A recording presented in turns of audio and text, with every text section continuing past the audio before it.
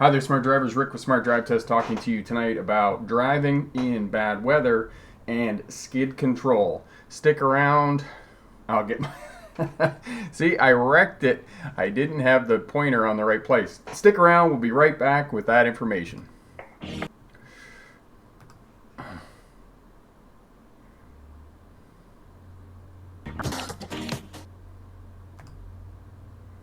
Okay, so I don't know if the introduction worked or not, but anyway, we're back, and tonight we're talking about bad weather and how to get traction, how to get skid control. So there's a few people here this week. Sam is here, Canadian is here, Steven is here, Vinny's here, Nama is here, and yeah, so I can see that the introduction did not in fact work, so I do apologize about that.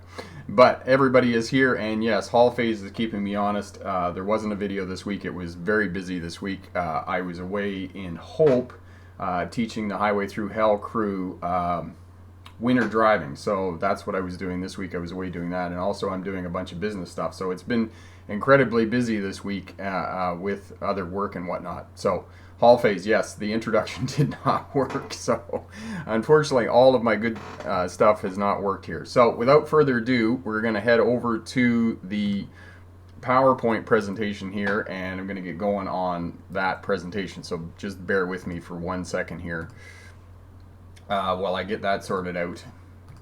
So that's what we're going to be doing. Yes. Minus. Yeah. Okay. So this is not going as well as I'd hoped this week. So bear with me here while we get going here. All right. So Catalina's here. Why are you not sleeping now? Caitlin. Yeah. Okay. So there's a few people here. Bricks for Wheels is here, and Bricks for Wheels is the moderator, and Corey's really good at getting up the videos for me, so he's there. And as well, Sam is here with Rookie Auto Driving School. He teaches in the Bronx. He's a driving instructor, and he also has a YouTube channel, Driving Lessons by Big Mac Sam, so be sure to check that as well. Jaden is well, and he's in Florida, and Water Street is closed for construction. So there we go. So as I said, we're going to head over to the PowerPoint presentation here, and hopefully this will work out. And tonight we're talking about driving in bad weather, and dadgummit, I got stuck again in the ditch. So that's what we're talking about here tonight. And for those of you who are new to Smart Drive Test helps new drivers get a license, veteran drivers to remain crash-free, and CDL drivers to get a license as a truck or bus driver. And I am Rick August, and started the channel here about 3 years ago. Smart Drive Test YouTube channel, and I was a truck driver in the 1990s. I hauled mostly LTL freight up and down the eastern seaboard in the United States out of Canada. And then in 1997 I became a licensed driving instructor to try and come off the road. And after becoming a licensed driving instructor, I went back to university excuse me, and finished my undergraduate degree, and then was accepted to the University of Melbourne to do a doctorate degree in legal history. For those of you who may or may not know, it's the study of policing, courts, and prisons. And my expertise is in policing as it relates to traffic. During the time I was in university in Australia, I drove for Greyhound there, and also the regional V line, which went back and forth from Melbourne to Ballarat and hooked up some of the trains there. So that's me basically in a nutshell. So I've been a driving instructor and been doing this traffic safety for a long time. So tonight we're going to talk about skid control, driving in bad weather, snow, ice, and rain, and how to do that.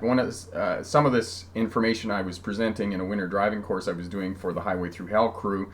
For those of you who don't know, it's a reality TV show here, filmed on the Trans-Canada Highway on the peak of the Coquihalla, and they pull trucks out of the ditch and those types of things. So that's what the TV show was. So we were talking about that, and I thought this would be some really good information to give to you as well in terms of skid control, winter tires, and how to sort of drive in inclement weather and to keep yourself safe. So the first thing you want to do is you want to be able to actually see where you're going. So you want to make sure that your windshield washer fluid is topped up, and you want to have winter windshield washer fluid in the reservoir on your vehicle. And sometimes you can see the sort of the vehicle there in the image.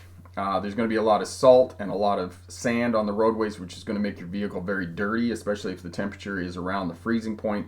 and there's a lot of slush on the roadway, you're going to have to go into fuel stations, and you're going to have to clean all of the glass, the mirrors, and make sure that you clean your headlights, especially if you're driving at night, because if the headlights get covered over, your visibility is going to be significantly reduced because you're not going to have headlights, especially as you get farther away from urban centers, farther away from cities that have ambient light and those types of things. So, and as well, just as it says there on the slide, make sure that you stay away from sand trucks and those types of things, because you'll get stone chips on your windshield and whatnot.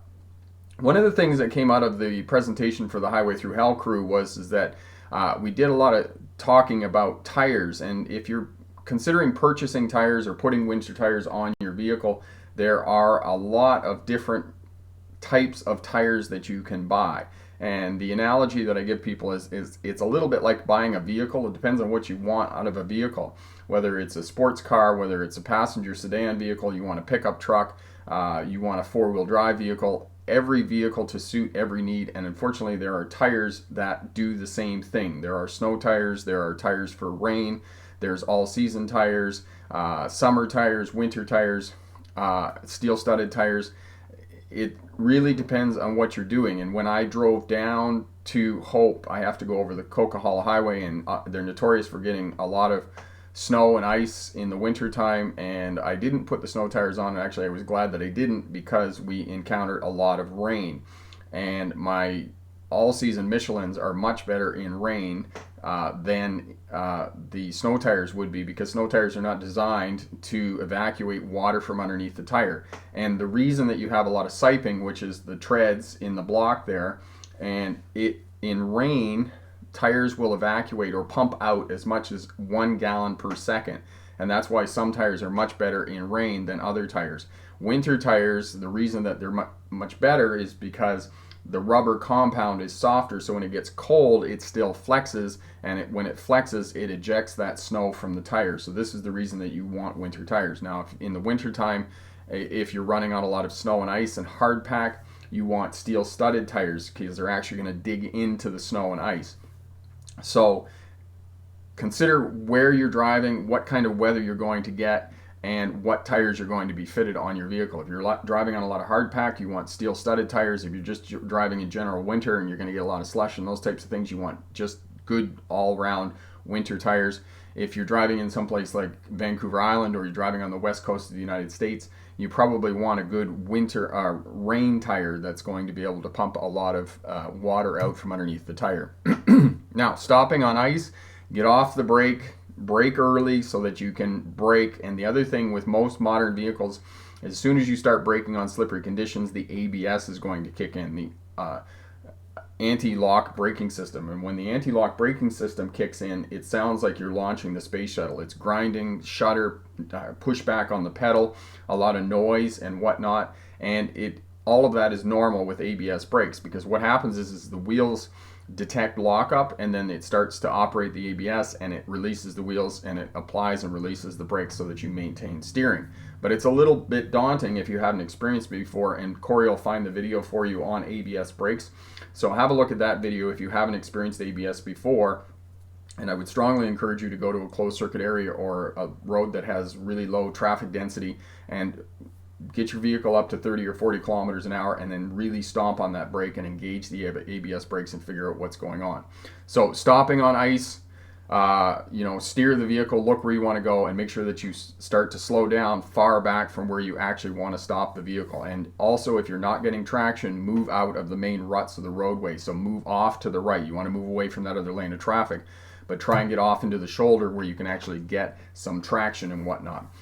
Now, loss of control. The reason that we lose control of our vehicle is oversteering, over-braking, and over-accelerating. Basically, any overuse of the primary controls, anytime that you're using it too much. So if you stop down on the throttle and you got lots of power and the wheels start spinning, you have minimal traction, you're going to lose control of the vehicle. And a locked and spinning wheel always leads. So anytime that this happens and you start to lose control, get your foot off the brake, get your foot off the throttle, and steer the vehicle. And sometimes if you've already lost control of the vehicle, you're going to have to steer really hard. I had a friend of mine who talked to me about this a couple of weeks ago and said they lost control of their vehicle and ended up in the ditch because they said after they lost control, they didn't want to oversteer. Well, once you've lost control of the vehicle, all that steering, oversteering, and whatnot, and maintaining control of the vehicle goes right out the window. So just stay in the seat, have your seatbelt fastened because your seatbelt is going to hold you in the seat. Post off the dead pedal and steer that vehicle to try and maintain control and steer in the direction that you want to go. There's two kinds of loss of control in terms of steering. There's oversteering, and oversteering is when the back end of the vehicle comes around. And oftentimes it happens when you're going into a corner and the brakes are applied. And what happens is that when the brakes are applied, you change the equilibrium in the vehicle. So the front end of the vehicle goes down, the back of the vehicle goes up, and when the back of the vehicle goes up, it loses traction and starts to come around. Oftentimes when this happens, acceleration is often the best option. Sometimes it depends what kind of vehicle you're driving, whether you're driving all-wheel drive, you're driving front-wheel drive, or rear-wheel drive vehicles. But you need to get off the brake. You need to steer the vehicle in the direction you need to go to try and straighten that out in terms of oversteering. Now, the opposite of oversteering is understeering, and understeering is when you turn the steering wheel, but the vehicle continues to go straight. And the correction for understeering, which is counterintuitive to what most of us want to do, is that you need to release the brake and you need to release the steering wheel, bring it back to straight, and then reapply it to get the vehicle to steer. Oftentimes when you release and then reapply, you'll get enough traction to start to get the vehicle to actually turn. And understeering often happens, again, when you're going too fast into corners. Now, understeering, oversteering, there's a saying about this, is that oversteering scares the tar out of the passenger, and understeering scares the tar out of the driver, because the driver's going down the road and goes to try to turn the vehicle and it keeps going straight. Whereas oversteering, when the back end starts to come around, the passenger's like, oh my God, what's happening? So that's understeering and oversteering. And for understeering, chop steering is often the best option, and I'll talk a little bit more about chop steering. And chop steering works on any road surface where you've lost traction, so snow and ice, on gravel roads and those types of things. It's a technique that's adopted from racing, so if you watch any of the rally car racing videos where they have the camera in the car, you'll see the driver, oftentimes they'll have a piece of tape on the top of the steering wheel, and as they're going around the corner, they're pulling and releasing the steering wheel, and it's called chop steering. And basically they try and steer, and then they bring it back, gain traction, and then steer again. And it's called chop steering. It's a technique that they use to try and get the vehicle around corners at a very high speed. And it's a racing technique, and it's one that you can employ when you're on slippery surfaces. If you're trying to go around a corner and the front end keeps kicking out on you or losing traction, chop steering is one of the ways that you can try and bring the vehicle back. Now, skid control on snow, ice, and rain. When it's slippery conditions, so that you don't end up in the ditch. First and foremost, you want to try and prevent the skid. You want to try not to get into a skid. So you want to drive for a speed that will allow you to maintain control of the vehicle while you're in those slippery conditions. So if it's snowing a lot and it's slippery, slow down. As well, test the conditions of the roadway. If you think that it's slippery, then check your mirror, make sure there's nobody behind you, and just test the brake a little bit and see whether the vehicle is going to slide. If the vehicle slides, you know it's really slippery and you should probably slow down. Now, if you do lose control of the vehicle, again, take your foot off the brake, take your foot off the throttle, and steer in the direction that you go. You might need to chop steer. And you might have to chop steer in combination with acceleration. You may need to get the vehicle to start to push itself forward. And that is, again, completely counterintuitive, is that acceleration, that when you're going in a corner and the vehicle's not pulling through the corner, it's going out of control, you need to accelerate to try and get the vehicle to either pull or push itself through the corner. So sometimes you may need to get off the brake and actually get on the accelerator. Now, the other thing you want to do is try and get out of the ruts, the ruts where everybody is driving on that lane of traffic, and try and get into some snow or off on the ditch or onto the rumble strips on the highway or those types of things. And again, all of that may help you to gain control of the vehicle if you've lost control of the vehicle. Now, skid recovery. After you've actually gone into a skid and you're trying to recover, steer in the direction you wish to go. And this is with any skid. Steer the vehicle in the direction you want to go. Look in the direction you want to go. You have to be able to look and see the opening. And remember, in order to steer out of an emergency situation, you need space. So you have to manage space adequately around your vehicle in order to have some place to go. So don't be tailgating other vehicles, otherwise you're not going to have space in which to drive if you lose control of your vehicle. Now, as I said here just previously, if you do go into a skid, steering wheel, understeering, oversteering, all this stuff just goes out of the window. Just work that steering wheel as hard as you can. And again, make sure that you wear your seatbelt. I know there's the odd, a very small percentage of people that are kind of adamant that they don't wear their seatbelts.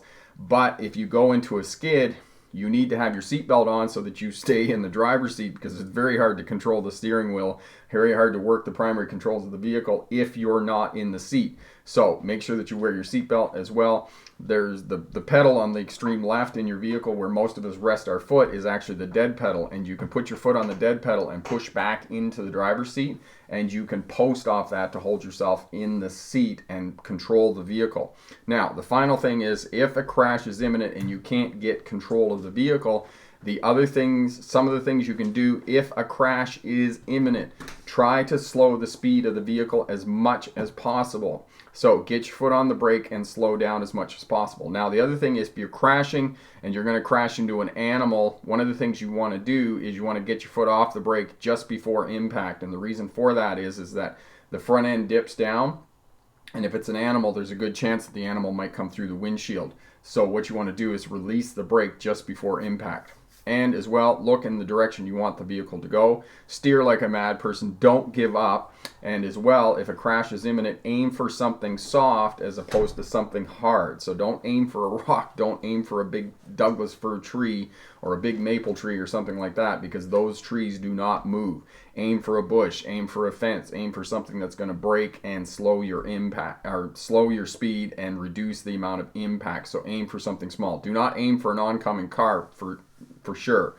Okay, so aim for something small, and again, do not give up if a crash is imminent. All right, so in conclusion, fatigue wasn't the first one there.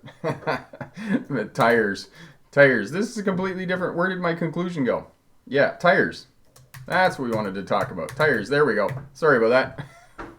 Amending my PowerPoint presentation as we're going along here. So tires, you want to think about what kinds of tires you want on your vehicle, what kind of winter you're encountering. If you're encountering a lot of rain in the wintertime, if you're living on the west coast of the United States, or you're living on Vancouver Island here in Canada, you definitely want to have good rain tires. If you're driving in just general winter and it's not going to be too crazy, you want to have good winter tires. If you're driving on a lot of hardpack and a lot of ice, or you're going up to the ski hill a lot in the wintertime, then you want to have steel-studded tires on your vehicle. There's my conclusion. There we go. So I had two conclusions in the PowerPoint presentation. I apologize about that. Yeah, so adjust your speed to the conditions, the tires, the correct tires that you have on your vehicle. Think about what kind of winter you're going to be driving in and what tires you want. Think about skid control, okay, understeering, oversteering.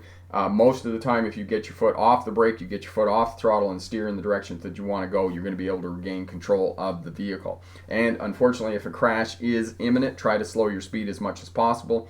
Try to get off in an angle of whatever you're going to hit so that you're not hitting it straight on. And then as well, aim for something soft. So don't aim for an oncoming car. Don't aim for a tree. Try and aim for a fence or a bush or something like that. That's going to gonna slow your acceleration and reduce your impact. So all of that's going to make you safer in the wintertime. So we can talk more about this here and get some questions and answers going. And as well, I'm going to answer any questions that you might have about passing a road test as well. So we'll get back over here. And my friend is Tim. Tim is here. And yes, that's a good point that Tim has here about if a crash is imminent, make sure your hands and arms are not covering the steering wheel at the time of impact. Yes, so that the airbag, so that you're not getting forearms slammed into your face and those types of things, which is an excellent point. The other point about airbag deployment in the event of a crash is that now they're advocating that you hold the steering wheel at 8 and 4. I do not find the steering wheel at all comfortable to hold at 8 and 4, but the reason that they're talking about that is forearm injuries due to airbag deployment. So that's another thing that you can talk about. Okay. All right, let's see. We'll go back here and answer some questions here. So Corey's got the ABS video up there. That's excellent. Epic.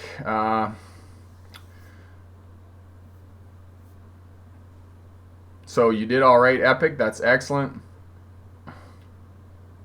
Caitlin, where am I from in the world? I am in Vernon, British Columbia is where I'm transmitting from. All right, Hall phase. There we go. Okay. Tommy likes Highway Through Hell. Excellent. KK, I'm going for my road test and still scared. Okay, KK, when is your road test? Let me know there. Okay. And Epic is watching from Phillipsburg, New Jersey. Yes, that's a good point. Just a reminder, just let us know where you're watching from in the world. That's really great. We'd love to know that. Tommy, yes, wintertime is an excellent time to start learning how to drive because if you can drive in the wintertime, you can drive in just about any conditions as well. Now, one of the other things that I'm going to talk to you about is right there in the description, right at the top, you're going to see a defensive driving checklist that I created today. Click that link there, head over to the Smart Drive Test website, not right now, obviously, after the live stream, and get your defensive driving tips that will keep you safe or keep you smarter. So, thanks very much. Okay, and Namina, there we go. Namina. Personally, Namina, any of the big name brands are going to be good all season tires. Firestone, Bridgestone, Michelin's, Goodyear, any of those are going to be good tires to put on your vehicle. My personal preference is I like high quality Michelin's. I find they ride really well, they have good and durability, and they last a long time. So those are what I would suggest for you for your tire. Okay. Marcia, I'm not saying that right, and I do apologize. Never drove in the snow, but I'm scared. You're going to be fine. And as well, the other thing I would suggest is I'm pre-selling my winter driving course this week.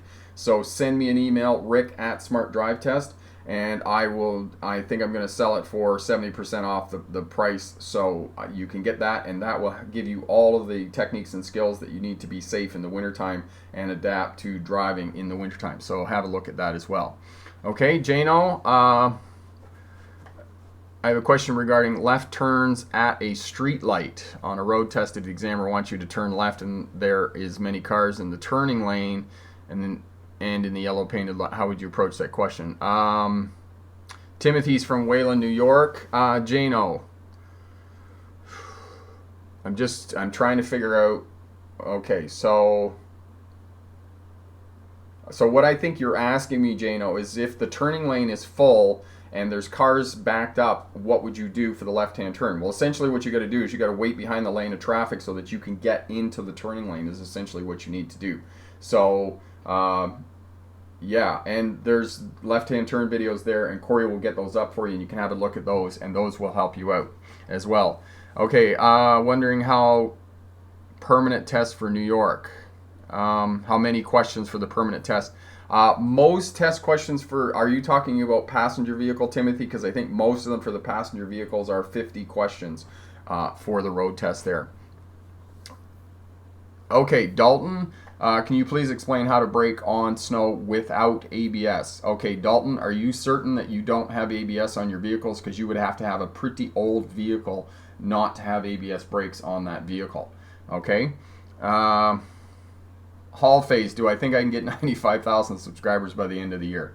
No, not at this juncture. I don't think so. There's just not enough momentum in the channel right now to get 95,000. I think I'm going to hit 100,000 probably in February sometime. Okay.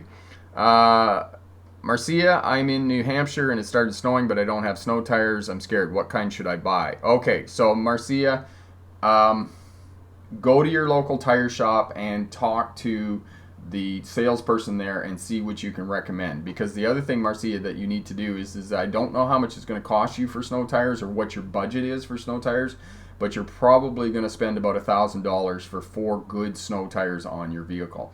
And in New Hampshire, you're probably not dealing with a lot of hard pack there. You're just going to have a regular winter, so I would just recommend good quality snow tires for your car and steel rims. And the other thing, look at the video that I did with Gary Krieger there, and Corey will get that up for you, and that'll help you out a little bit to give you some information on buying tires for your vehicle. Cougar, on November 28th. Cougar, you're going to do great on your road test on November 28th. Good luck on that, and as well, have a look at the video winter? Are you going to be encountering winter cougar for that? Okay, Marcia, Rick at smartdrivetest.com, and Corey will type that in for you as well. Barswaga, cheap winter tires. You can buy inexpensive winter tires.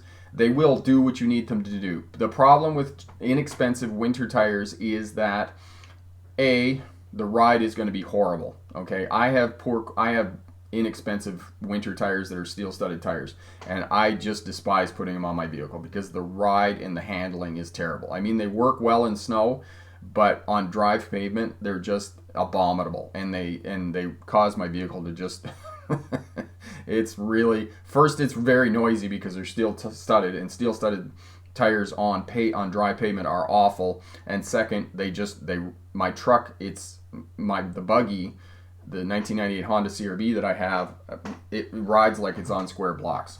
As opposed to my Michelins, compared to my Michelin Defenders that I have on my buggy, it rides really, really nice. So that's one of the downfalls, unfortunately, of inexpensive winter tires. So that's what you're up against. Hall Phase tires cost $800 plus. Yes, they do. You can get a set of 4 tires for about $1,000. If you're in the States, in the United States or other places, it might be a little less expensive, but here in Canada, you're going to be looking at about the $1,000 mark. Now, the other thing that Gary recommended is that you have 2 sets of rims for your vehicle. So you have a set of rims and snow tires, and then you have a set of rims and your all-season tires for the summertime, and it's going to cost you a little bit less because if you have to take your snow tires and actually put them on the rims, you have your summer tires on, it's going to cost you about $200 to switch your tires over. Whereas if you have your tires on different sets of rims and you can just bolt them on when you change your tires over in the wintertime, it's only going to cost you about $30-40. Okay, so it's a little bit cheaper. Marcia, you are most welcome. Anything we can do to help you out. Dalton is a 2007 Chevy Silverado, but I pulled the ABS fuse because it was acting up. Oh, okay, so you just have standard brakes then, Dalton, on your vehicle. If you are just going to be braking with standard brakes, it's basically a little bit better, and a lot of people actually would probably think that they would prefer to have standard brakes. Just know that if you're not delicate on the brake pedal, you're more apt to sort of slide and lose control. So for you, you're just going to do manually what ABS do for you automatically, which is you're going to have to sort of tap the brake a little bit. You're going to have to work a little bit. So you're going to have to apply and then let off and then apply and then let off. So that's what's going to happen for you in terms of standard brakes on your vehicle there. Okay, and again, where to go? Dalton, the other thing you're going to have to do, Dalton, is again, same thing for everybody who's driving any vehicle, regardless of whether it's equipped with ABS brakes or it's equipped with standard brakes. Make sure that you start to slow back from where you actually want to stop. Do most of your braking back from where you actually want to stop, and then creep up to where you do, in fact, want to stop. So that's how you do that in the wintertime, okay? And Corey got the email address up there for anybody who would be interested in doing the winter driving course. As I said, I'm going to pre-sell that course. It's not finished. A lot of the modules or the sections of the course are finished, and I'm going to sell it at a reduced, probably 70% off the price that I'm actually going to sell it for. So send me an email. I'm probably going to get that up tomorrow. I'm working on some other stuff right now, but I'll definitely get that up for you, and I'll give you access to the course there. Okay? Okay. Rocks, what's going to happen if I don't get snow tires due to my budget? I drive an 04 Camry. Okay, so Rocks, excuse me. The other thing, Rocks, have a look at the tires that are currently on your vehicle. And let me see if I can just find the slide for you here. Just bear with me for one sec. Navigator. Okay, so I'm just going to switch back over to the PowerPoint presentation for a moment here. And Rocks, so the picture here you can see at the top, it has M&S or it has this snowflake in the mountain symbol. If you have either one of those symbols on your tires are rated for wintertime. M&S stands for mud and snow, and the snowflake with the mountain symbol on it tells you that the tire is rated for wintertime. So have a look at that. Where'd we go? There we go. So we go back here, and that will tell you that your tires are actually rated for winter time. So if you have good all-season tires on your vehicle and it has one of those symbols on it, it means that your tires are rated for winter time. So you may not have to buy winter tires, okay?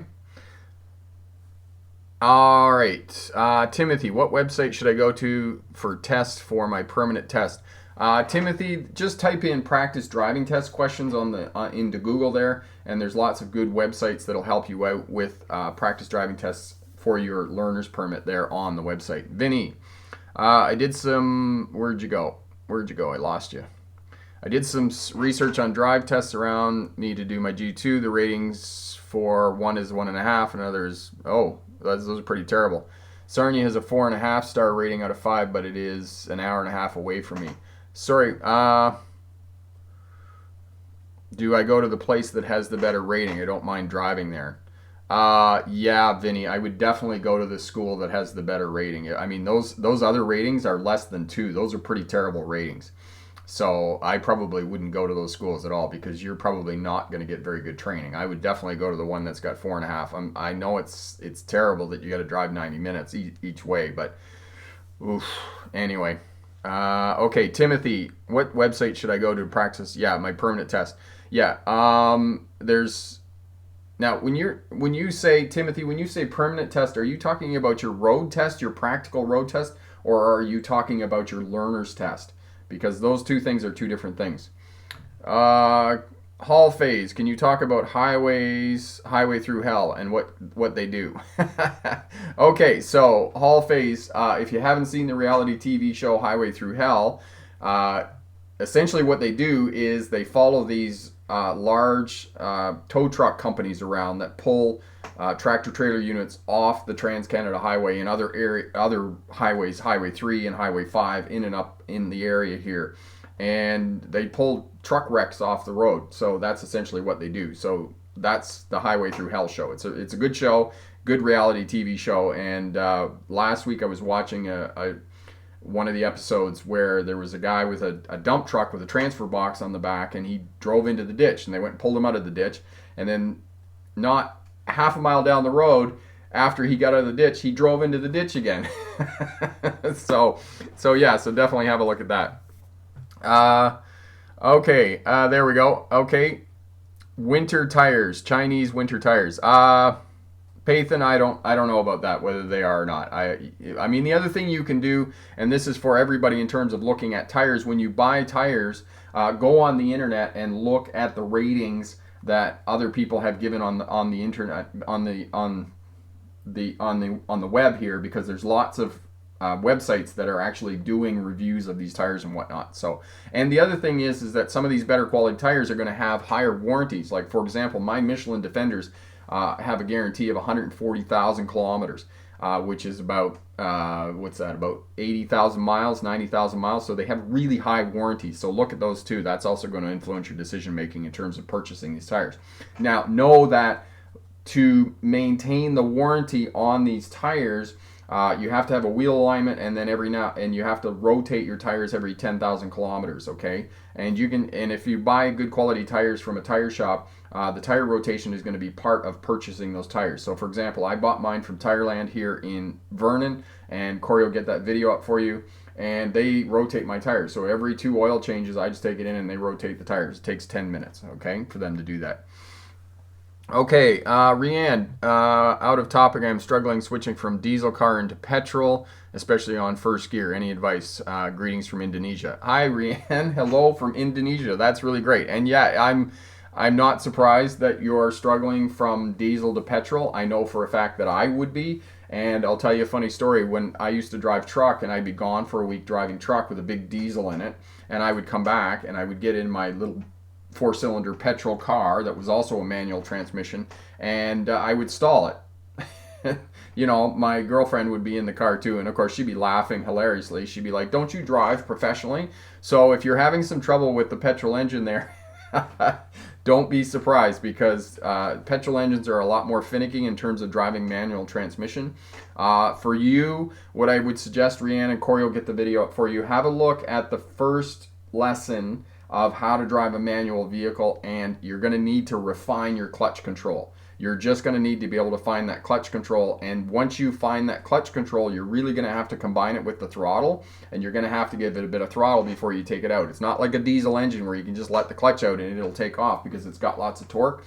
Petrol engines won't do that, so that's what you're going to have to do. You're going to have to get better with finding the clutch control. As soon as you find it, pause with the clutch and then throttle up and then let the clutch out the rest of the way to be able to make that transition. So that wasn't off topic, that was totally on topic of what we need to talk about here.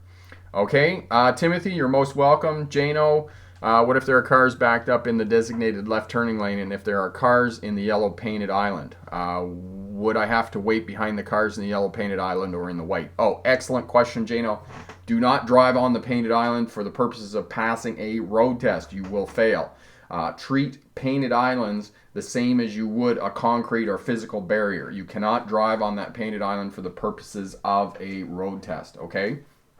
So Timothy, you want learner's permit? Yes, definitely just type in practice driving test questions into Google and you'll find practice driving test questions here on the internet that will help you out. Okay. Hall phase, why are tires always being so expensive? Hall phase, cars are expensive, just period. And yes, tires are expensive, but if you want good quality tires in your vehicle, which I recommend, because tires are just one of those things that you do not scrimp out on. So buy good quality tires. Okay, Cher, thank you for all your help. I'm going for my CDL, no school, just reading in your videos. I don't want to learn to pass the test, is learn to drive truck. Poconos, excellent, that's awesome. Thank you so much, Cher, and I wish you all the best. If you have any questions at all or we can help in any way, let me know. Okay. Ashley, your videos helped me get my license. I'm really glad that we could help you out. That's awesome. Pathan, you're most welcome. Vinny, everyone that I know that goes to Drive Test Center have yes, and that's what's going to happen, Vinny. If you get a good school, you're going to pass. If you get a bad school that has a less than 2-star rating, your chances of success are pretty low. Jaden, I have a question. If you need to turn left from the left turn lane and the left turn lane is full, do you have to turn left from the straight lane? Because that's what my dad did at Virginia. No, Jaden, you have to wait until the left turning lane clears out, and then you have to get into that left turning lane. You can't turn left from that straight lane. Okay? And watch the video on how to make a left-hand turn. Share, I don't have a specific video on showing double clutching. That's one of the videos that's on my list, but I'm just working on getting some equipment to be able to do that. But definitely, if you haven't seen it already, and Corey will put it up for you, have a look at the video on shifting theory. That will definitely give you an overview of how to shift a non-synchronous transmission. We'll give you some ideas and tips, and we'll definitely make that a little bit easier for you. Okay? Hall phase, first of all, I don't have a pickup truck, and second of all, I don't have a plow. I think that's pretty far down the list of things I'm going to be doing videos on, but thank you for the suggestion anyway. Okay, and Corey, thank you for that. Got the video up, the first lesson on driving a manual transmission. Timothy, oh, you're going to go. So excellent. Thanks very much, Timothy, for showing up and your questions and participating. That's really great, and have an excellent night. Okay. Barzwega, can these techniques for skid control be used when driving a semi? Yes, definitely they can be used for driving a semi. A semi. Yes, they can. Barzwega, they can for sure, because you don't want to give up. Now, one of the things that's a little bit different, Barzwega, is that if you lose control of the trailer driving a semi truck, you definitely got to get your foot on the throttle, because you've got to pull that trailer. Because oftentimes what's going to happen is the trailer's going to start coming around, and what you need to do to regain control of a tractor trailer unit is you have to get the tractor out in front of the trailer. So if the trailer's coming around, you need to get on that throttle and you need to pull that trailer through, and that's how you regain control. Now, the other thing about tractor trailer units is they've done research on skid pads where they've actually taken the truck out and they've tried to lose control of the truck.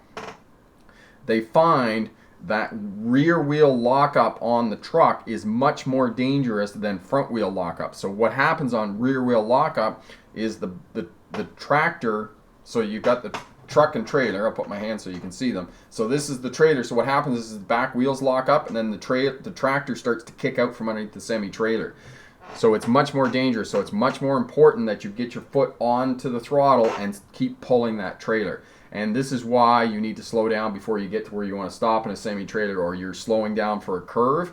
You want to be pulling that trailer through the curve, or pulling that trailer so that it doesn't get out and start out of alignment, essentially, is what I'm trying to say. So yes, they do.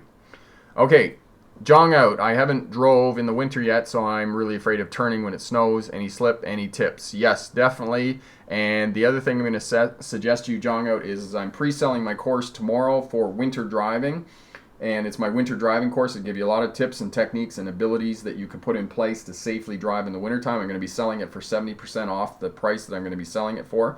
So my email's here in the feed. Just have a look through that, rick@smartdrivetest.com. Send me an email, and I'll definitely send you out an email. I'll be sending an email out to my email list for people who want to sign up for the winter driving course and get some information about how to drive in the wintertime. So have a look for that as well. I'll just remind you, I've put up a 12 tips for defensive driving, for safer, smarter driving, and the link is right there in the description. Have a look at that and head over to the Smart Drive Test website and sign up and get that set of tips as well. Okay, Odie, I recommend your YouTube videos to our Facebook group of Filipino nurses, immigrants here in the U.S., and most of them are following you now. Anyhow, thanks again. Because of you, I passed my DMV Texas license. That is so awesome, Odie. Thank you so much. Thank you so much for the endorsement. And thank you for all of the nurses who are also following the channel. That is really awesome.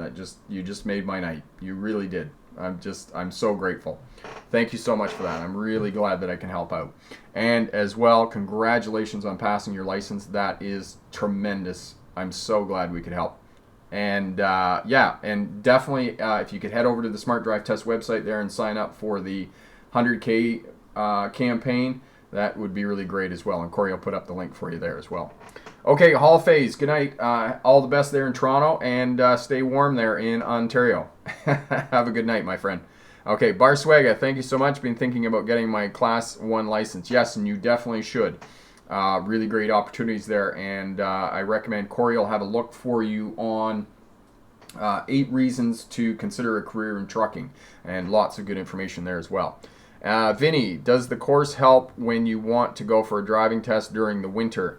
Yes, definitely it will help you, Vinny. And as well, Vinny, Corey will get the video for you on pass a road test in the wintertime if you haven't seen that already, and it will give you lots of tips and ideas about passing a road test in the wintertime. And actually, Vinny, it's easier to pass a road test in the wintertime than it is in the summertime because it's less exact. For example, there's snow on the roadway. You can't see the road markings. So instead of having to stop specifically at the line, you only have to stop behind the sidewalk. You don't have to parallel park 6 to 10 inches from the curb. You only have to park in behind the vehicle that you're parking into because, let me tell you, driving examiners don't like to push cars out of the snow, okay? So there's a lot of things that are going to help you out, okay? So I would really recommend that you take your road test in the wintertime because it's a lot easier, okay? So definitely do that. Jim Trace, sup, Smart Drive Test. Awesome. How are you, my friend? There we go. So there's the 100K campaign, and Odie, if you could head over there, Corey just put the link up for you for the 100K campaign. That would be really great. And again, thank you, my friend. Okay, Tommy, what is the difference between driving how to drive a standard versus a manual truck? Okay, so Tommy, a passenger vehicle has a synchromesh transmission, whereas a big truck will have a non-synchromesh transmission. And if you want a high-level overview of driving a non-synchromesh transmission, have a look at the video on shifting theory, and Corey will put that up for you as well. So definitely have a look at that. Dennis, I do not have any driving schools in Alberta. Actually, I don't have any physical driving schools, Dennis. All of my stuff is here online. I have some online driving courses over at my website that you can definitely have a look at.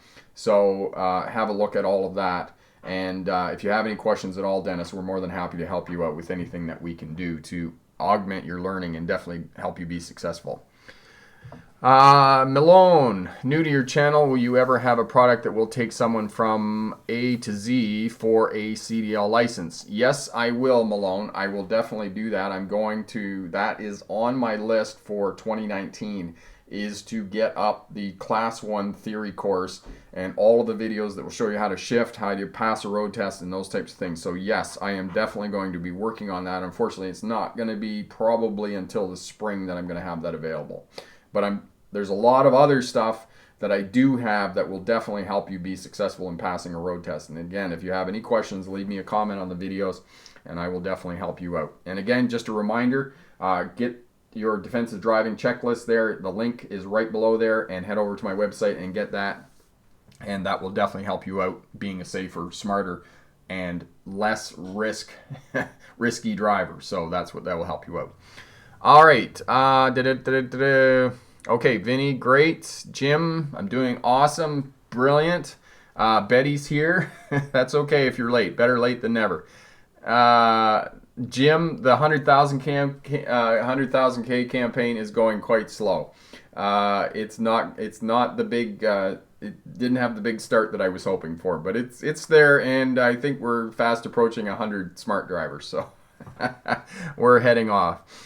Cougar, I am lucky you are my teacher. I'm really glad that we can help you, Cougar, and any questions you have, we're more than happy to help you out. Okay, Jano, I am about to do my test this Friday after my previous attempt was canceled because the car was out of order. Yes, I'm sorry to hear that, but I'm definitely glad that you're going on Friday and that you're going to be doing your road test again. Okay, and Corey got the video up for you on shifting theory and how to shift a 9, 10, 13, 15, or 18 speed. Now, just for some of you who may be thinking that that's a lot of gears, all transmissions are a basic 5-speed pattern. There are some 6-speed transmissions out there. I know somebody asked me a couple of months ago about a 12-speed Mac, but a 12-speed Mac is essentially a 6-speed times 2. But there are most transmissions 9, 10, 13, 15, and 18 speed are all basically 5-speed transmissions, and if you watch that video, it will give you a basic overview of those different transmissions.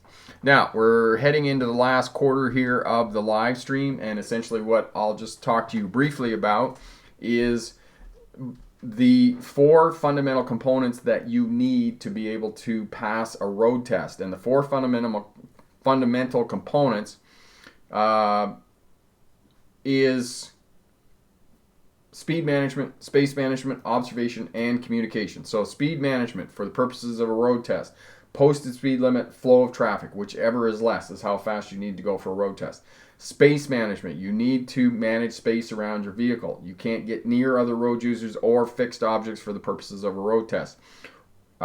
Stop at the correct stopping position at stop signed intersections, before the stop line, before the crosswalk or sidewalk, and if those two don't exist, then we're at the edge where the 2 roads meet.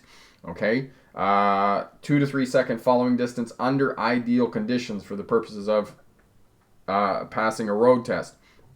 If road conditions deteriorate, increase your following distance. Do not block intersections for the purposes of a road test. And make sure that you get into turning lanes and off ramps immediately. Do not, get halfway down and then move in, okay, for the purposes of a road test. Observation, you need to have good observation skills for the purposes of a road test. You need to have a scanning pattern in place as you're driving straight down the roadway. You need to be looking as far down the roadway as you can. In, check the center mirror. Down the roadway again. In, check the instrument panel. Far down the road, both sides of the roadway, come in, check your wing mirrors, and repeat that every 10 to 15 seconds while you're on your road test. Anytime that you're backing up, you need to do a 360-degree scan and then look straight out the back window as you're backing up. Approximately every vehicle length, you're going to look forward again and then around the vehicle and then look back out and resume your backing up. You need to do shoulder checks for any time that you merge or move the vehicle laterally or sideways, or any time that you turn. So 2 shoulder checks. Okay, I think I got everything for observation.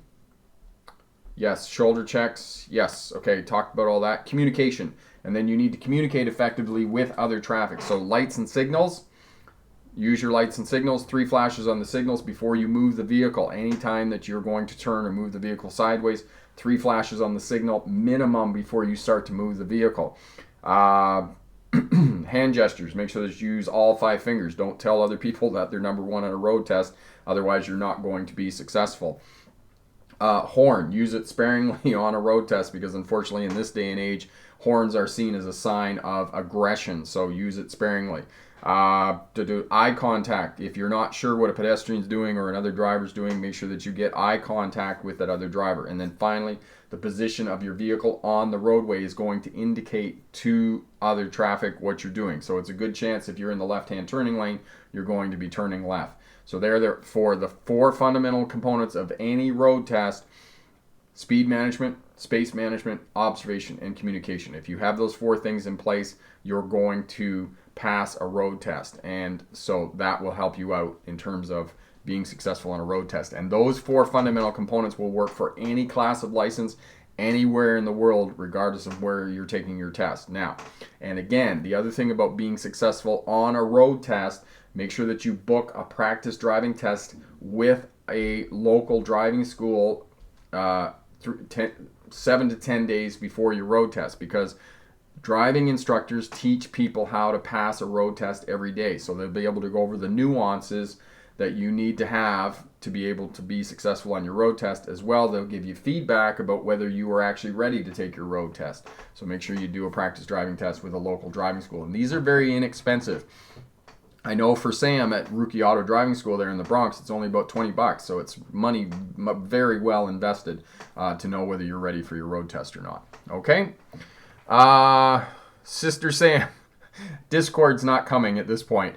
I'll try and get it done before Christmas, but I had a look at it the other day, and it just was one other thing that I needed to keep at me. Okay, send me an email and keep at me, and if I get enough people interested, then I'll definitely look into doing that. Okay, Jaden, I told my dad about your channel and your videos, and I told him that you helped me with my driving, and he seemed very impressed. My phone restarted, so I had to make another one. Your phone. Okay, I didn't get that last part, but anyway, I'm really great that's helping out. Cuckoo, have you ever been in a car accident? I rear-ended another car and I feel so bad. I was in a car crash when I was very young, when I was like 16. I hit a tree, but no, unfortunately I didn't hit somebody else, so I was fortunate. I do feel bad about that, Cuckoo. One of the things I might suggest, Cuckoo, for you is definitely head over to the Smart Drive Test website and pick up that defensive driving checklist, and that will help you out in terms of being a better driver, right? And give you some skills and techniques so that you can avoid being in a crash, okay? Because I know it's really devastating when that happens, okay? And I know you feel really bad. So yeah, okay, we can definitely help you out with improving your driving skills. Okay, Betty, I've been driving in Africa for over 8 years, but I live in Houston now and I want to get my Texas license. Will I have to go to driving school here again or just the written test? Need to know, please. Okay, Betty, those are specific questions that I can't answer.